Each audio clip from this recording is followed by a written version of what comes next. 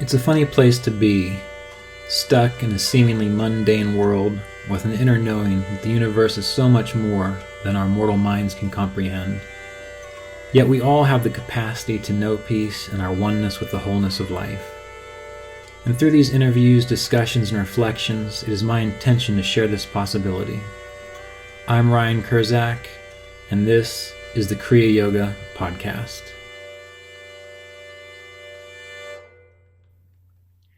So we spent some time in an earlier session discussing the first 3 to 4 sutras of the Yoga Sutras of Patanjali. Figured we'd move on and continue exploring the Yoga Sutras. Now, the Yoga Sutras, remember, are an important text for Kriya Yoga practice, and they are essentially a manual for what is happening and the theory and the principles and what you are meant to do. And it's very direct. There's 196, 200 specific aphorisms, and the purpose of them is to share the information as directly as possible. So there's not a whole lot of fluff in the Yoga Sutras. There's the expectation that you're just getting right down to business and that you are prepared for the process. So we have to remember that when we come to the study of the Yoga Sutras, that's what we're coming to. We're coming to a very direct process, a very direct philosophy. Now, we'll review, just for the sake of what they are, reviewing what they are, the first sutras. And sutra number 1, Atha Yoga Anushasanam, means now the instruction of yoga. Now the instruction of yoga. Now you are ready to begin. Sutra number 2, Yoga Chitta Vritti Nirodha, means that yoga is the process of ending the definitions in the field of consciousness. The definitions in the field of consciousness. Tada drashtu svarupe vastanam. Then the abidance of the seer or the I stays within its own nature. So we have the definition of yoga here, that by ending the processes, ending the definitions in the field of our consciousness, then the seer or the I abides in its own nature. And this is yoga. Vritti sarupyam itaritra. Otherwise, there is conformity to definitions. I mean, otherwise, you are defining yourself through things. And as we know, all things come and go. So you're essentially setting yourself up for misery, because if you define yourself through things which come and go, then you are defining yourself through things which die, which means you are defining yourself through death in a way. So those were the sutras that we'd already covered. Now, the next series of sutras begins the process of explaining all of this. So everything that we've just heard in those first 4 sutras is really all you need to get the overall understanding of what yoga is about. So everything from this point forward is elucidation, clarification, getting into the precise understanding of the process. So what is the next sutra? The next sutra essentially describes the definitions. So otherwise, there's conformity to definitions. Otherwise, if you're not abiding in yourself, you are outwardly directed, and you are defining yourself through concepts, definitions. Vritaya, Panchataya, Klishta, Kalishta. That means the definitions or the vrittis of this field of which we experience, that they are 5-fold. There are 5 of them. They are either pain-causing or obstructing, or non-obstructing, not pain-causing. So to get our minds fully around this, we have to really shift gears from the thought or the idea that we are a character. You think you're Carol, you think you're Larissa, you think you're Sandy, you think you're Stuti, you think you're Teresa. I think I'm Ryan. And that's normal. Everyone on the planet thinks they are who they think they are. But that is kind of a misperception. You are a field of consciousness. That's why there's this introductory idea that by ending the changes and the definitions in the field of consciousness, yoga is experienced. And that what we call vrittis, that these are definitions of the field. They're taking that vast, unimaginable field and they're making it imaginable. It's becoming definable. It now has boundaries. Now, to play a role, yes, it is very useful to think you are Bobby or Dave or Larissa or Linka. Just makes sense. The trouble that we get in is when we believe above all else that we are that role. And the process of yoga is showing us how to release our attachment to that role. So the definitions of the field, the things that define you, they are 5-fold, and they either obstruct you in your practice of yoga, and they are pain-causing, or they are not obstructing, they are not pain-causing. It's pretty straightforward.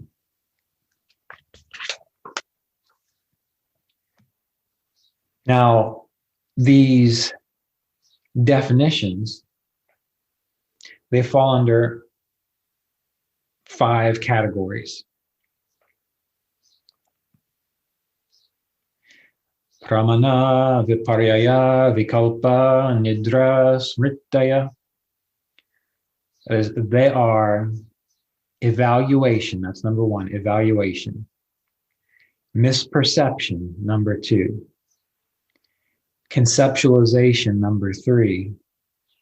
Sleep and memory. So those are the 5. Those are the 5 definitions that we experience in consciousness: evaluation, misperception, conceptualization, sleep, and memory.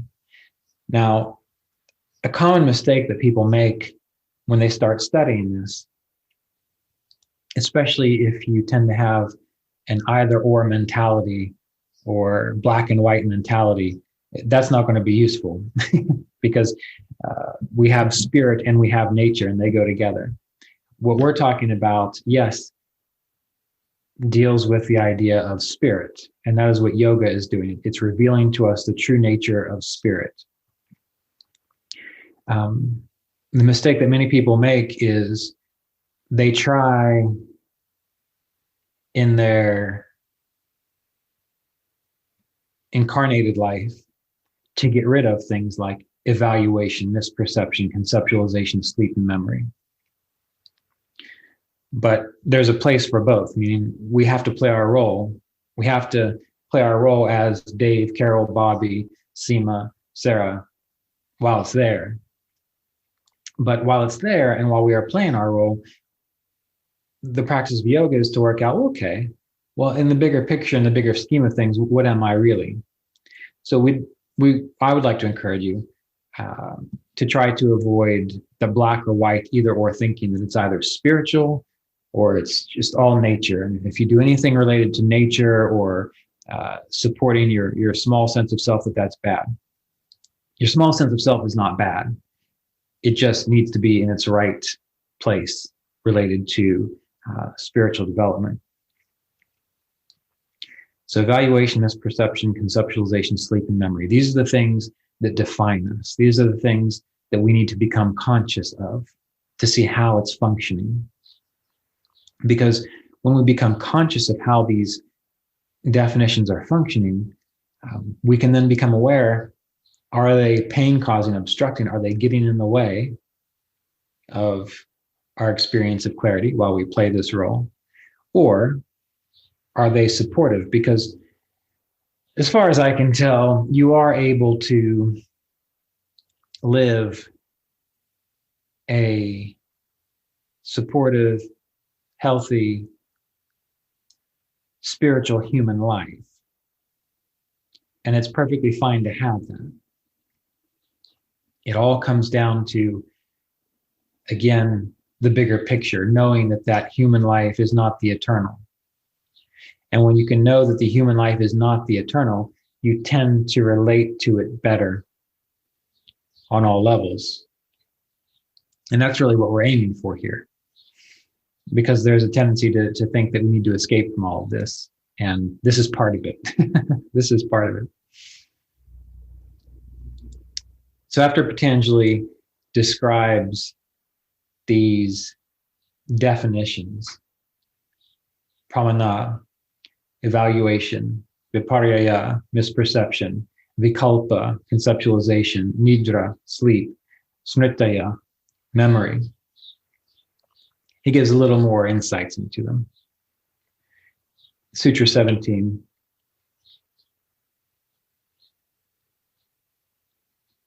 Pratyakshanumana. That's a long one. So I don't know if I can do that one right. Yeah, that's it. Pratyakshanumana gamaha pramanani. Yes, that one I don't have quite memorized yet. Pratyaksha, direct perception. Anumana, inference. Agama, testimony.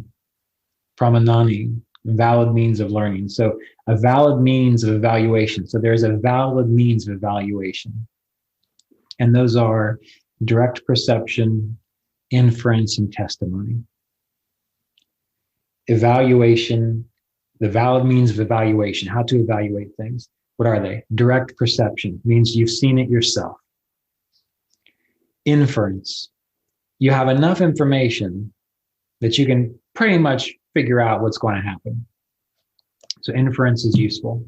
We're going to talk about these things. And testimony. So direct perception is valid means of evaluation. Direct perception, that's easy. Someone gives you a chocolate bar and you eat it, and you now, through direct perception, know what that chocolate bar tastes like. So paying attention to things like that. Direct perception is very useful. And that is one of the best ways to approach this process.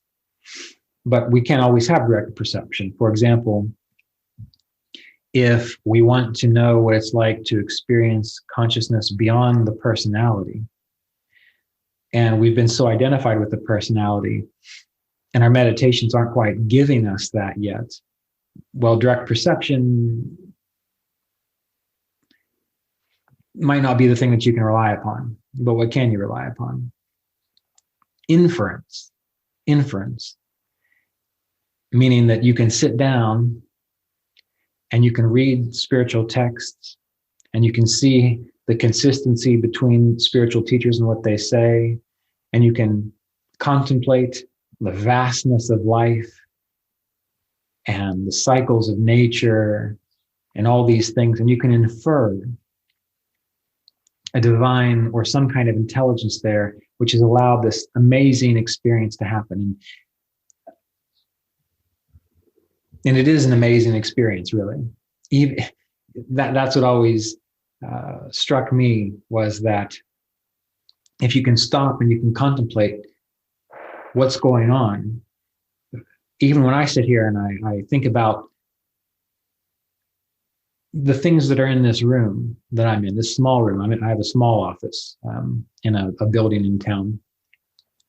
And I see the statues, and I see the pictures, and I see the chairs, and I see the ring light and all the light coming through. And I see the desk and this computer, and I contemplate and imagine how much went into just making this small amount of stuff that's right here. What went into allowing light to appear in this plastic circle, channeled over who knows however many hundreds of miles, made from coal or natural gas or solar.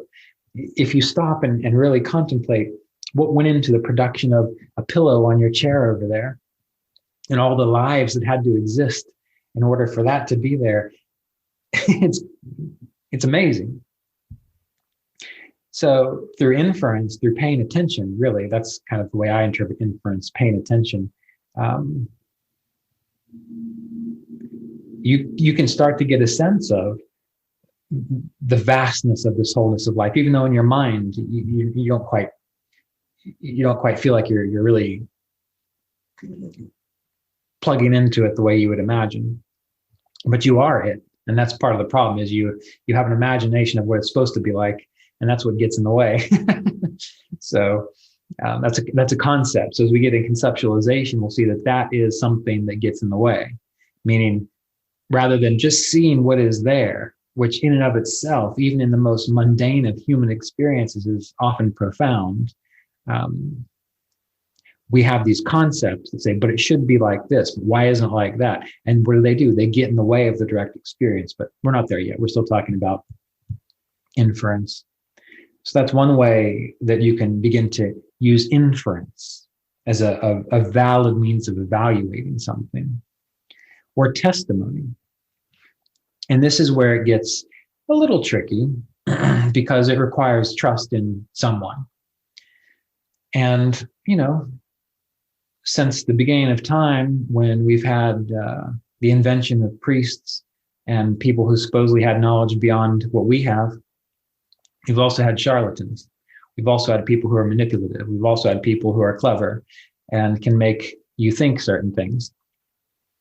So the difficulty with testimony is you have to find someone that you can trust their testimony. I try to surround myself with those people that are trustworthy. And I don't just meet someone and then automatically trust them. I observe them over a period of time to see, all right, do they do what they say they're going to do? Do they follow through? Are they punctual? Do they tell little white lies? Or do they just not even know that they're telling lies? If they do it every now and then to like embellish a story, and that they're making stuff up and they know that they're making stuff up and you're just getting into it for the fun of it, that's different. But if they're constantly trying to overblow things or not give a full true account of something, well, to me, that diminishes my trust in them. Doesn't mean I won't be their friend. Doesn't mean I won't interact with them. I just know that I'm probably not going to rely on their testimony. But there are people in my life that they have been solid.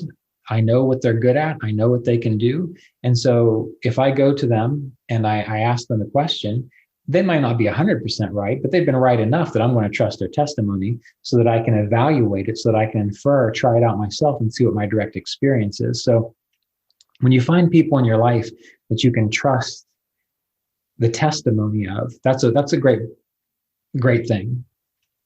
And luckily,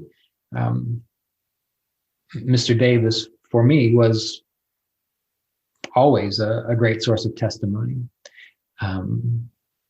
Spiritually speaking, I would listen to what he said. And because I know, and from what I had observed, that he had been as authentic as possible, as straightforward as possible, as direct as possible, I began to see that I'm just going to trust what he says.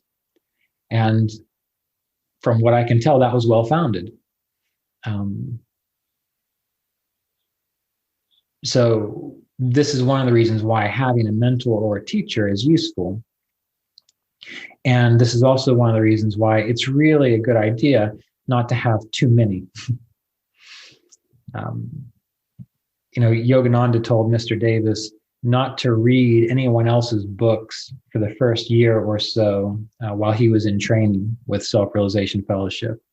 And that wasn't to control his mind or anything like that. It was that he wanted Mr. Davis to develop discernment. And Yogananda said, after you've developed discernment, you can read anything and you'll know what's true and what's not true. I don't read very much, as you hear me say all the time, because most of what I've needed, I have found in the writings of Sri Yukteswar, Mr. Davis, Paramahansa Yogananda. And I've branched out into a few other teachers here and there, but not as though I'm looking for something more, just out of curiosity. And I found a few that I've appreciated. One of them being Ramana Maharshi, with a very direct approach, and it made sense when I read it, and then as I applied it, it created direct experience. And even as the years went on, there were still things I couldn't quite grasp, but because much of what he said did make sense, I knew that the part that didn't make sense to me probably would eventually. So that's the purpose of testimony, really, is that if you meet a teacher or a mentor or a source of information that you trust, that is reliable, meaning it gives good information, and there's parts of it that you don't understand, well, if the lower portion of that pyramid of good information worked out, you can pretty much bet that the rest of it is too. It's when you start studying and applying information, the testimony of others, and it's hit or miss. Some of it works, some of it doesn't work. Well, then you might want to question whether it's a great source of testimony, because maybe some of it does, but you're not necessarily going to be able to trust, well, is this higher stuff actually going to work out or not? And then you end up wasting time. So the greatest thing that you can do is find a source of testimony if you're not able to infer or have direct experience yourself. Through getting involved, benefiting from testimony, you eventually do develop discernment and the ability for inference and direct perception. And one of the ways that you can do that, and this is something that I've thought about often, how does one find a teacher or a mentor? You have to know that it's possible for you, and you have to trust yourself and your discernment with what you find. Knowing that it's possible for you, trusting your discernment, that will go a long way in accelerating that process. And that's part of the inner work that you have to do for yourself. Now, viparyayo mitya jnanam ata drupa pratishtam. Viparyaya, misperception. Mitya, mistaken or false. Jnanam, knowledge, is not that. I'm going through each word, Sanskrit word, and what it can mean. Rupa, appearance, form. Pratishtam, foundation. So misperception is mistaken knowledge. That's what it is. Misperception is mistaken knowledge, founded on an appearance which is not that. And this happens to us all the time. And the common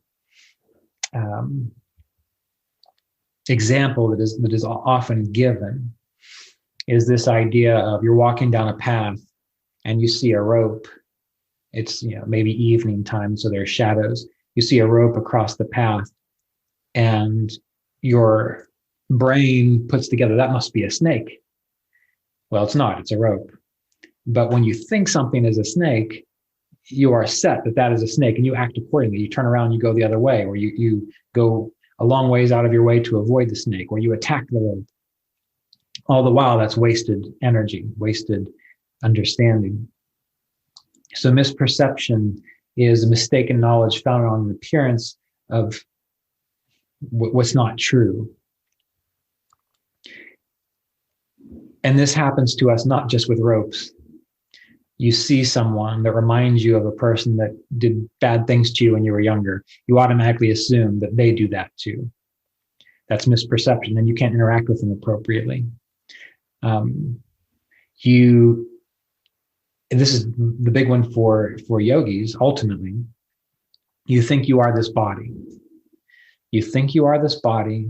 You think you are this mind. You think that you are this personality. Because you don't have clarity, it's your consciousness will say is like dim or dark. So there's shadows there, just like in the evening when you see that rope. And you think you are this body, so therefore you do all kinds of stuff that waste your time and waste your energy related to this body. You think you are this body and that's all there is. So you waste all your money and time going to hot yoga classes to look as awesome and be as healthy as you can be, because that's all there is. And you could have been using a good bit of that time and those resources in meditation to figure out what you truly are.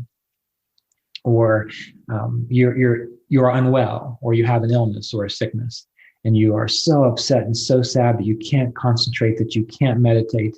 Why? Because you think you are this body. Whereas if you knew, bodies get sick all the time. They get sick, they get well, they get sick, they get well, they die, they're born. If you are able to begin to see that, which again goes back to observing nature, which we've talked about previously, then you can be sick and you can still be content and peaceful inside, and you can still hold your awareness within, because you're not your body. And again, this is one of the beautiful lessons from Ramana Maharshi when he was dying of cancer. He knew he wasn't his body. So he didn't mind dying of cancer. He knew that that was just the way things go. But all the while, he was able to stay or remain abiding as the self, which we saw earlier in these sutras as being the important thing. So this misperception, this mistaken knowledge, this is often one of the hardest things to shake, because, well, when you've been told all your life, and this starts very young, doesn't it?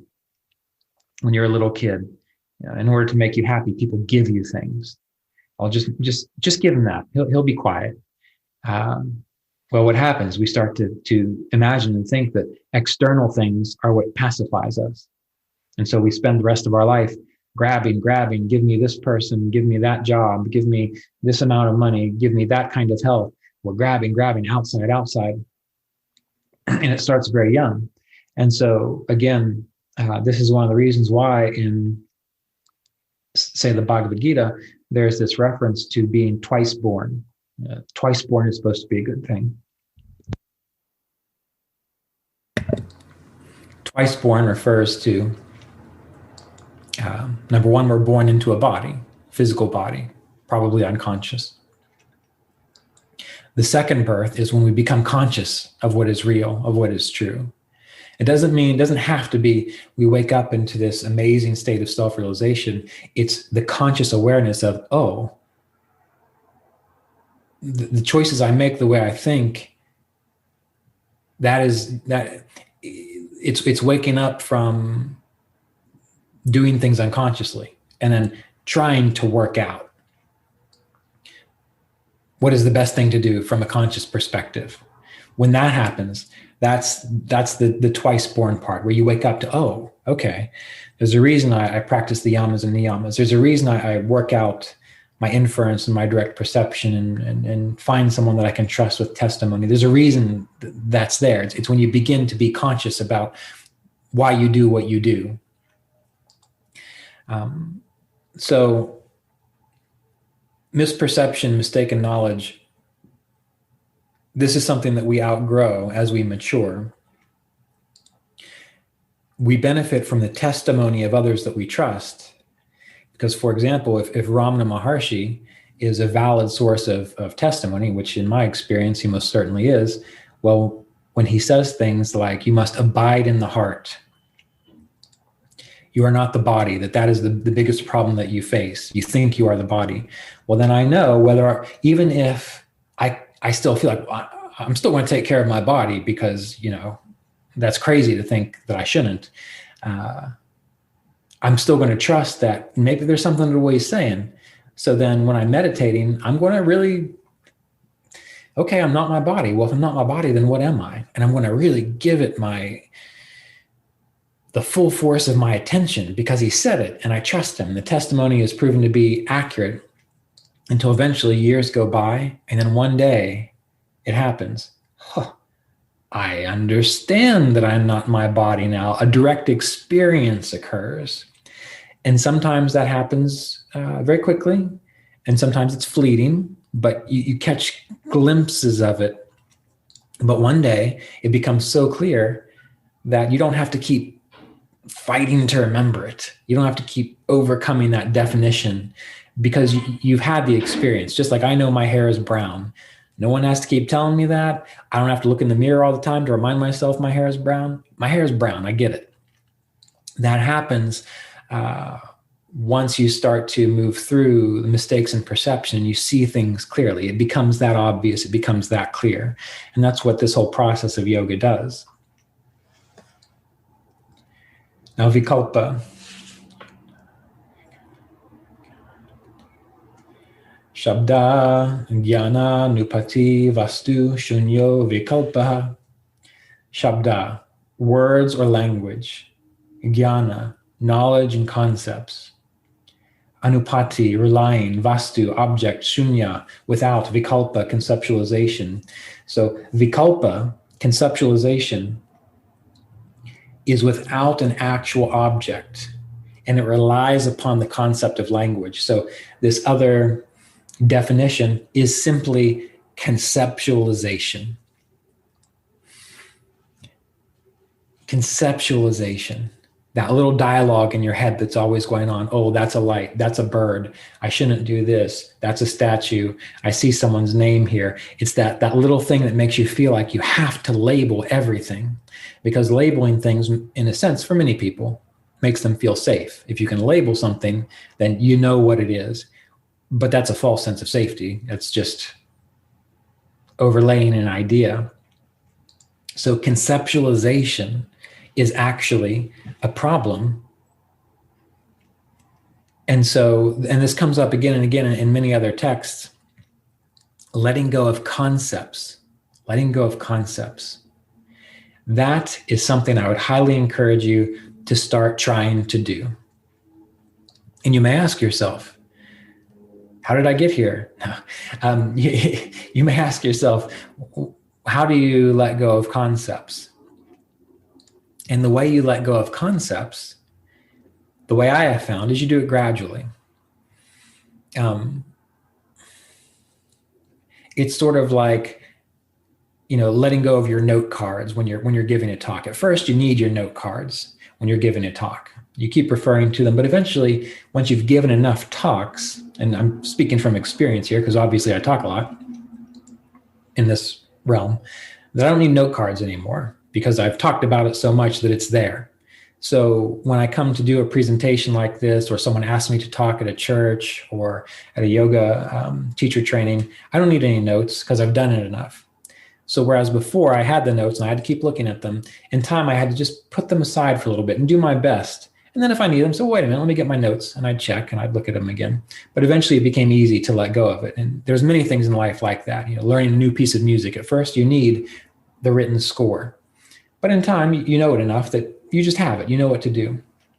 So the best way to begin releasing conceptualization that I have found, I suppose this is a form of meditation. I was going to say not really meditation, but just go outside. Just go outside somewhere and sit down and commit to whatever you can do. We'll say 5 to 10 minutes at first. Just pick 5 or 10 minutes and sit down somewhere and just observe. If you live in a city, you just sit on a bench and you see the pigeons come down, and you see clouds go across the sky, and you see buildings and people come and go. Now, in that 5 to 10 minutes, what you're practicing, what you're aiming to do is to become conscious of how much you label things. Oh, the pigeons just landed. Oh, someone just walked by. There's a cloud there. That building is reflecting the sun into my eyes. You want to just at first observe how often you have to label something. And by developing that state of consciousness, you are moving into an observational position, and then the mind's doing what it's going to do, but now you are not defined by those concepts. You just see that the mind does that. And then in time, in that 5 to 10 minute period, and I recommend doing this daily or a couple times a day. Many people used to take smoke breaks. Well, don't take a smoke break, take a non-conceptualization break and just go sit somewhere. And eventually you then do your best to avoid, really truly ignore the mind's need to label something. Then whatever that thing is that you call pigeon lands, all you're doing is observing the movement of this form. And in this situation, I have to use concepts to describe to you what's going on here. But you know what I mean, where you can just see it happen instead of saying, that's a pigeon. You just watch it land. Or someone walks by, rather than, oh, they're pretty, they're ugly, they remind me of someone, I wonder what they're doing. You're just observing this image, which we can call a body, walking by without labeling it. So really, this is a process of learning to observe. At first, the mind is going to continue to label because that's the nature of the mind. That's what it does. So you got to start with just letting the mind label all at once, but you move back into an observer, just seeing what the mind's doing. And it becomes interesting. Oh, the mind is labeling these things. And then eventually you start completely aiming to ignore the mind so that you don't even hear it. And the beautiful thing about non-conceptualization is that you start to learn that you're safe even without having to label everything, even without having to know what everything is from the mind standpoint. And that begins to spill over into other areas of life. So I recommend beginning there. And then in time, when you get good at it, you can begin to do it in what I would consider in meditation proper.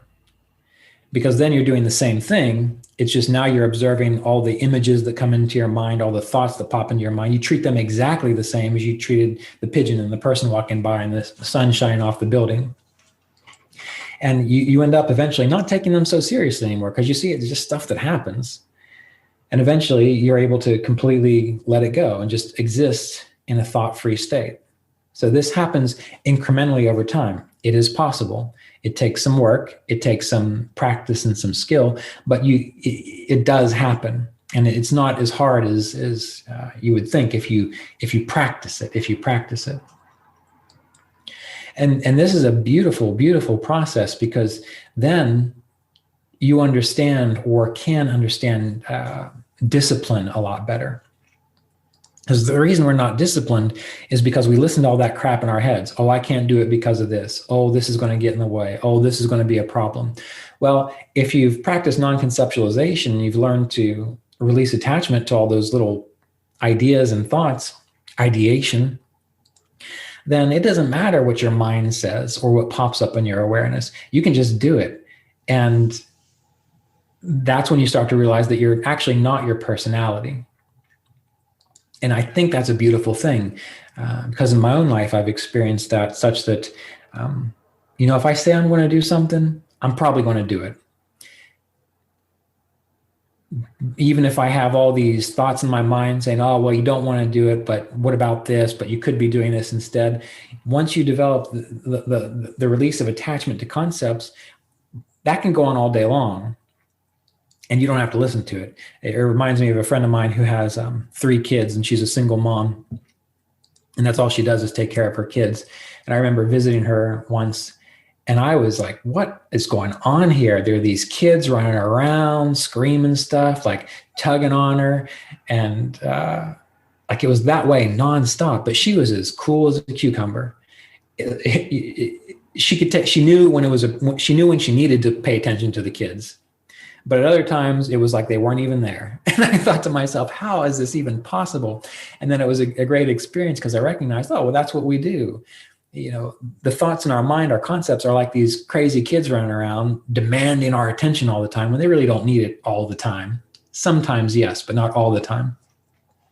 And just like she learned to be an effective mother while not necessarily being so wrapped up in every little thing her children were doing, we can do that with our minds. So it is possible. And you probably do it in other situations.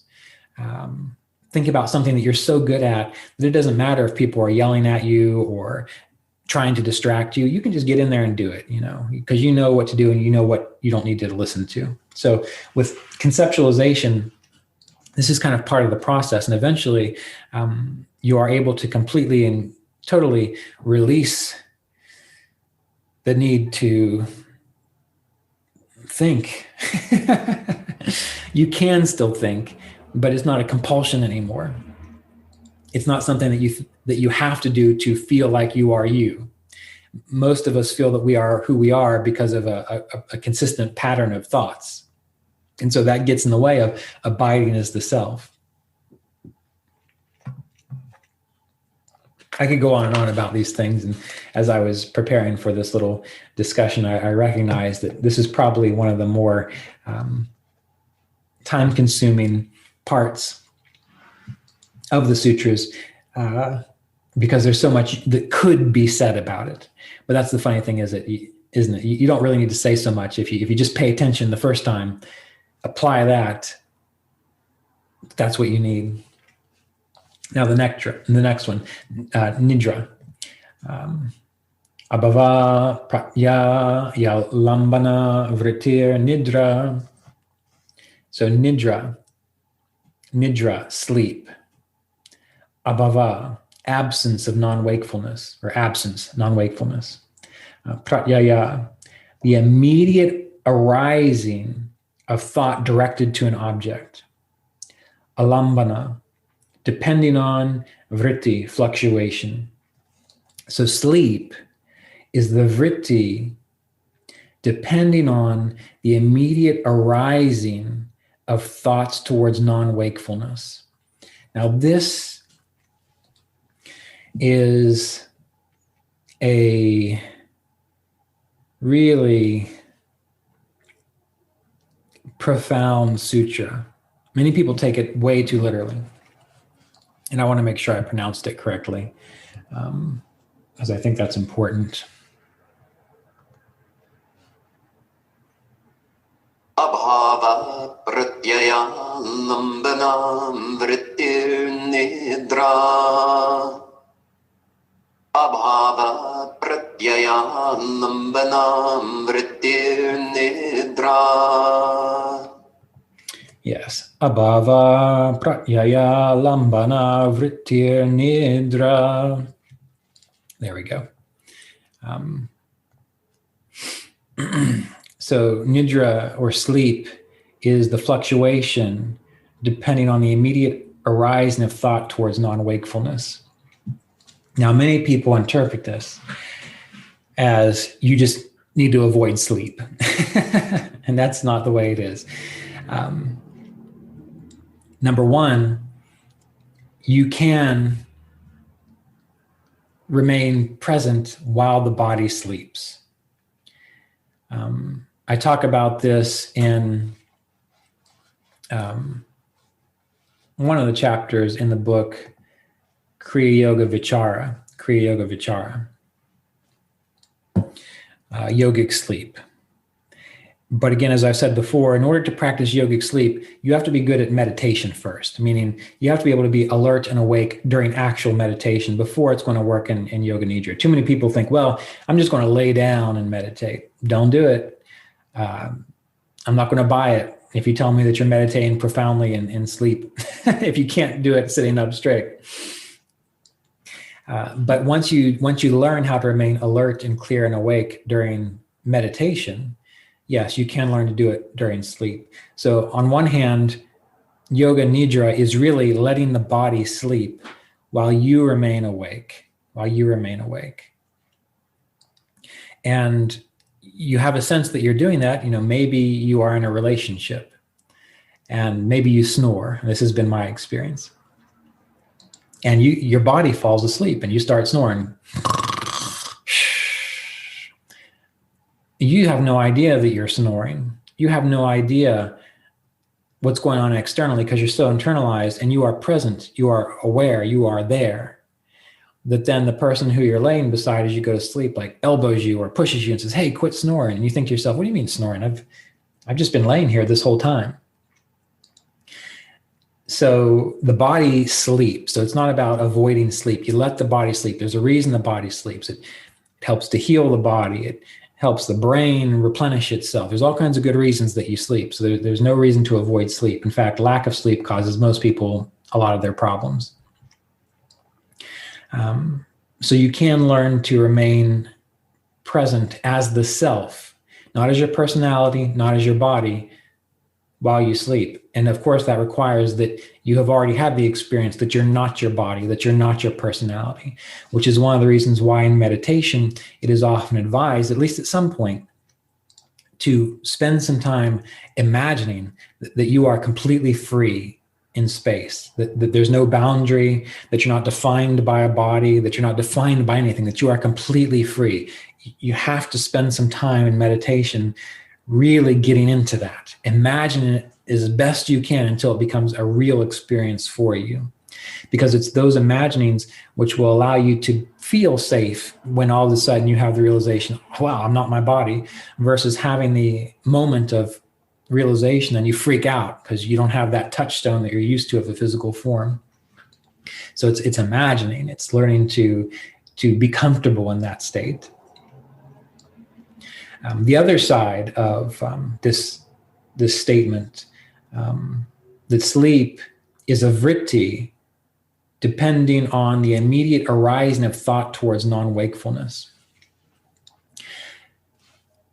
When you are caught up in a state of wanting to escape from things, you are caught up in a state of non-wakefulness. Listen to what I said. When you are caught up in a need to escape from things, you are then caught up in thoughts towards non-wakefulness. So you become unconscious. You may be functioning, think about it. Most of us are asleep through the majority of our day, aren't we? Because we're not actually awake to what is happening. We're at work, but what are we thinking about? When am I going to be done working? There's an escape from the present. You're hanging out with someone, you're thinking, how can I get out of here so I can just go to bed? You are not present. You are exercising, but you're thinking, I wish this would be over with. You are not present. That is sleep. So this is one of the levels that we're talking about with sleep. So part of the process is that being present with what is happening. Being as present, typing the most mundane email as you are observing the most beautiful flower in your garden.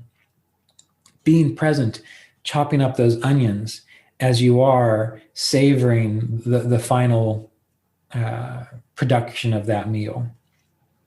Being present in illness as you are as in health. Because if you are ill, if you are in poor health, and all you're thinking about is how you should be healthy again, you're not awake, because illness is something that's happening. Like, you don't have to define it. You don't have to say, oh, I'm ill, I'm so sick. But if your nose is running, well, your nose is running. If you have to get some kind of profound medical treatment, well, you're just getting profound medical treatment. It's the being there that is the awake part. It's the, I wish I wasn't doing this. I want to be somewhere else. That is sleep. So we have to remember that there are different levels to, or different interpretations of these things. And for some people, yes, it's just about getting enough sleep and being alert during the day. That's what they need to do. Or it's about learning to remain aware of being an observer while the body sleeps.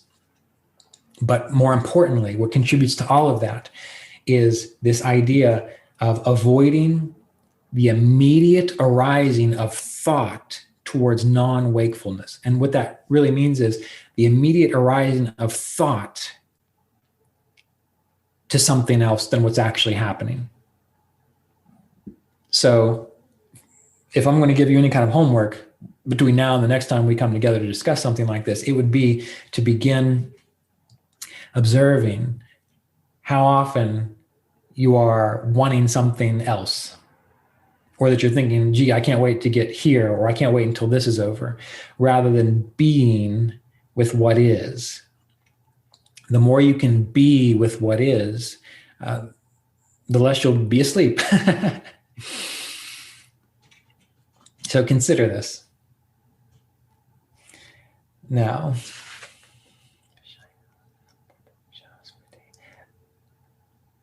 Anubhuta Vishaya Sampramosha Smritihi. Anubhuta, experienced. Vishaya, objects of sensory experience.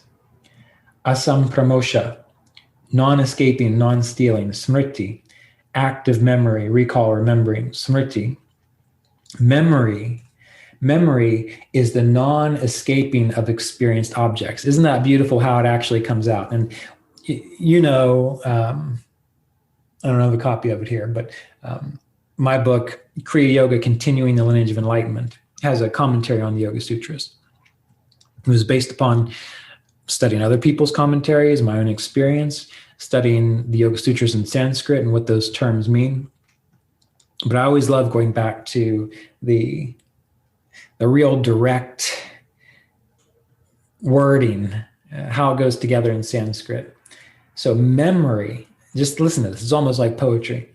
Memory is the non-escaping of experienced objects. It is the non-escaping of experienced objects. So what is memory? It is attachment to objects that have been experienced in the past. So you're not escaping. Now, we have to remember, I was using the term escape related to the sutra on sleep as though it's a bad thing.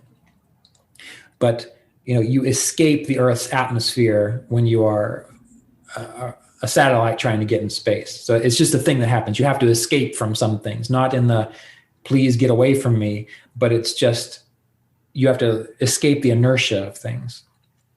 So that's in a sense what this terminology of escape is using, is when we get caught up in the gravity or the inertia of things from the past, it keeps us again out of the present. So we see here between sleep and memory, those are things which prevent us from being right here. So memory can be a problem. It can be a problem. Remember that these things can be pain-causing or non-pain-causing or obstructing or non-obstructing. And memory can be a problem when it is holding you attached to objects which aren't useful. Memory can be a benefit when it's pulling you upwards into what we would call sattva or lightness or clarity. For example, the experiences that I have had with my spiritual teacher, he's not alive anymore. But those experiences that I've had with him, I can remember them, and they themselves are uplifting. They carry one further into clarity. So there are certain ways that memory can be used positively. Thanks to many of you, this little book is almost done. This is a rough draft. The essence of complete Kriya Yoga practice in the words of a Kriya Yoga guru. It has a picture of me with Mr. Davis. I did a series of lectures with him, not lectures, interviews. And this little book, it's just over 100 pages, is the transcription of 2 of those interviews and 1 lecture that he did for the 2018 Kriya Yoga Apprenticeship Program at Center for Spiritual Awareness. And just remembering the process of sitting with him, rereading these words is uplifting. So that memory, the spiritual memory, if you will, helps. So we have to remember that there are 2 sides to many things. For example, conceptualization. Yes, you want to avoid concepts, but for some people who can't just go into a space of utter clarity, they have to use a concept to access it. So if they have an image or a statue of divinity, Ganesh or Jesus or Mother Mary or Shiva, and that concept allows them to focus their attention and then it uplifts them, that is a way of using conceptualization, which eventually will free them. versus the kind of conceptualization which binds them. So we have to remember that many of these things have a non-obstructing or freeing element, but there's also an obstructing element. And we have to develop the discernment to figure out what that is. And if we don't have the discernment, again, we rely on testimony. Now, the final two sutras, sutras 12 and 13, Abhyasa Vairagya Abhyam Tan Nirodha. Abhyasa, practice, vigilance of awareness. Vairagya Abhyam, non-attachment. Tad Nirodha, of those restricting influences. So the ending of those restricting influences that we've just described occurs, this is how it happens, by practice and by non-attachment. It occurs by practice and non-attachment. So again, we're seeing the beauty of the Yoga Sutras, of how there's been a definition of yoga is the ending of the changes in consciousness. Then the seer abides in its own nature. It abides in itself. Otherwise, you are defining yourself. Otherwise, there is conformity to definitions. And then Patanjali goes on to describe what are those definitions. And after they're defined, he ties it back together again by saying the ending of those definitions, this is how you end them. You end them by practice and by non-attachment.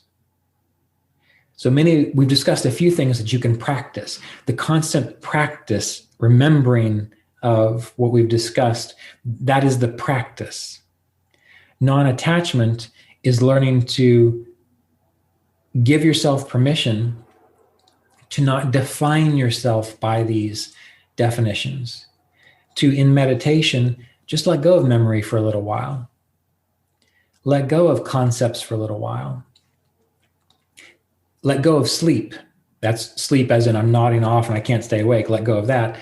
But also let go of the urge to, I want to be doing something else other than sitting here doing nothing. These types of things, when you can remember and contemplate what are the fluctuations and changes, what are the definitions, and you can decide for a certain amount of time, I'm going to do whatever it takes to do my best. Now, it doesn't mean you're always going to be successful, but to do my best to not direct my awareness there, to just abide. And this is the non-attachment which ends those fluctuations,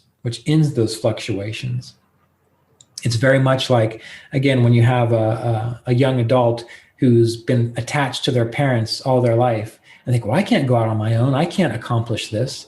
But then slowly they drive a little further, or they get their apartment close to their parents and they start to realize, oh, I'm okay living by myself.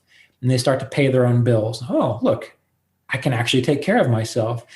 And I can buy a car and I can get a job. And they start to grow into the sense of, I don't have to be attached to this that I was so attached to previously, and I can thrive.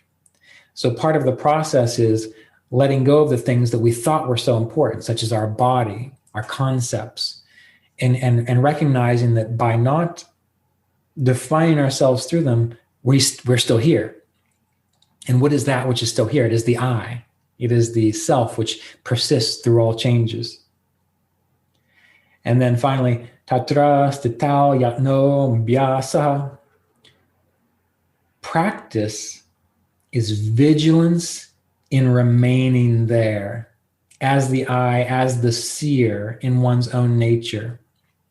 So practice is the 12 or 13 sutras we've just gone through. If you pay attention and think them through, because you have to think them through first, get a sense of, all right, what is this about and how can I start applying it to my life? And then you start abiding as that witnessing presence, even if you do it poorly, even if you don't really think you're doing it well, but you keep trying. You know that you can do it. That's the important part. You have to know that you can do it. then the more that you abide as that witnessing presence, as concepts come and go, as memory comes and goes, as you observe your tendency to non-wakefulness comes and goes, but you see that you still exist, there is something there that still exists, that is still present. That is practice as the vigilant abidance as the self. And it is so simple. It doesn't require gimmicks. It doesn't require magic tricks. It doesn't require the blessing of some interstellar being from afar. It's just the doing of it. And it's simple. It is so profoundly simple that that's what makes it hard. So what I would like to encourage you to do, I'm going to post this eventually, hopefully in the next couple of days. But in the meantime, try to remember as best you can what we've discussed, because that process of trying to remember will make it more real to you rather than having to rely on a recording. But you want to go back and listen to the discussion on the first 3 or 4 sutras, combine it with what we've just discussed, and spend some time in study, listening, contemplating, okay, this is what I think he meant. How can I get a direct experience of that? Or how can I begin to work this out? How can I begin applying this? That is the true spiritual study. That is the true work. It's not just listening. It's not just meditating. It's beginning to work at it, embodying and understanding what has been said and bringing it into your direct experience. That is where your spiritual life is going to ignite. And you're going to begin to know what these spiritual teachers know and have talked about. And it will become obvious and easy for you in time. It will become natural, and you'll wonder what the fuss was about all along. And you'll laugh at yourself eventually. But you have to do the work. So between now and the next time we get together, I want to encourage you to contemplate what you've studied. Write things down. Really get into it. Work it out.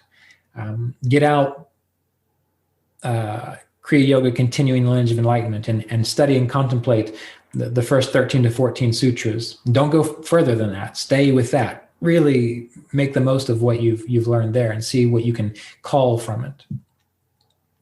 And take your time and keep moving forward. So thank you for being here again today. And it seems like this is a good thing to do, revisiting the study of the sutras. Many people have already gone through it with the Kriya Yoga Apprenticeship Course. Also, there is the 26-hour downloadable course where I'd gone through the sutras previously, but the repetition of it is very useful. So continue your study, and let's see where it goes. So be well. It was a pleasure to be with you this morning, and keep moving forward. This episode of the Kriya Yoga Podcast was made possible by donations from Kriya Yoga Apprenticeship students and supporters of our Patreon community at www.patreon.com/Kriya Yoga.